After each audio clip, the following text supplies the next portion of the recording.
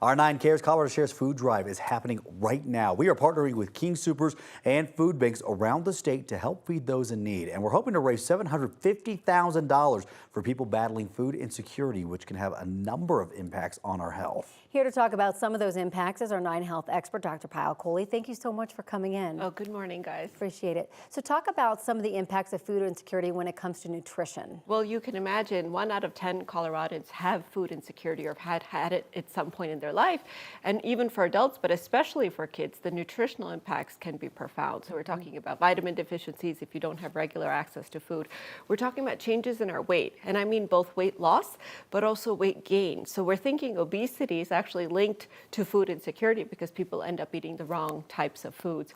We're talking about hormonal impacts. So you can imagine kids that are growing need the right kind of nutrition to make the right types of hormones, and you can really cause aberrations in that as well as digestive problems and such. And how can hunger impact our physical health, especially when we're thinking about the little kids out there? Well, their immune system starts to misbehave when we're not eating properly. We've talked about weight. We've talked about kids and adults who have food insecurity going on to develop heart disease, diabetes, and high blood pressure. And so you're actually putting a target sign on these people, not just in that moment, but actually looking forward for the rest of their life if they're not getting the right types of food. So there's so many impacts on our physical health, our growth, as well as our emotional and behavioral health that it's really important to talk about this. You bring up such a good point because I look back and I've been open about my story. There was a point in time in my family where we had to go to the food bank and get a box of food.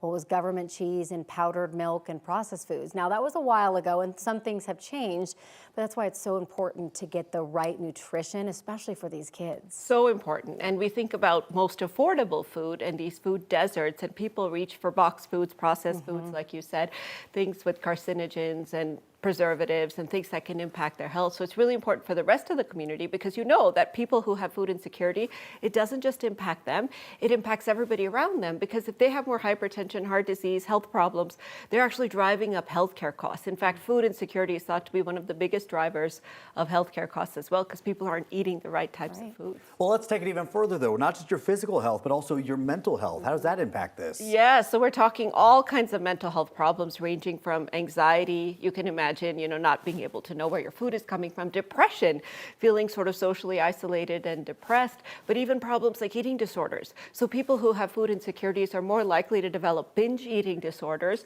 as well as purging disorders because of the fact that they have this abnormal relationship with food, not knowing where their food is going to come from.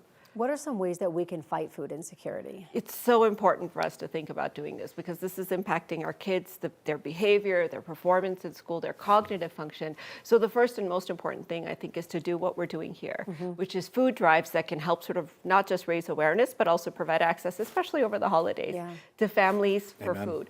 Second, I think don't waste food because there's such a culture of being wasteful here. We have a lot of food in our fridge and we throw out food. So really being mindful of the fact that overall we need to be conserving food because there are families that don't get food. And then, reaching into your pantry or into your wallet because we know that with the holidays coming, a few dollars here or there can really make the impact for somebody else's family.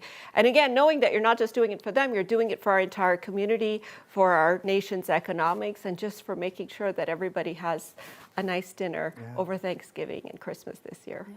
Wasted food still hurts my heart still to this day. So this is so important that we're talking about, and it's really important why we're doing this 9 Cares Colorado Shares Drive. So, Dr. Kohli, thank you for coming in.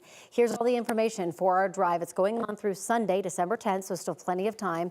You can scan the QR code to get to our donation page now. You can also donate when you're checking out at a local King Soopers or through our all-day telethon that's coming up this Thursday, November 14th. It's going to be such a big day here at 9 News. The donation page and all this information is also available on our website at 9news.com/9cares.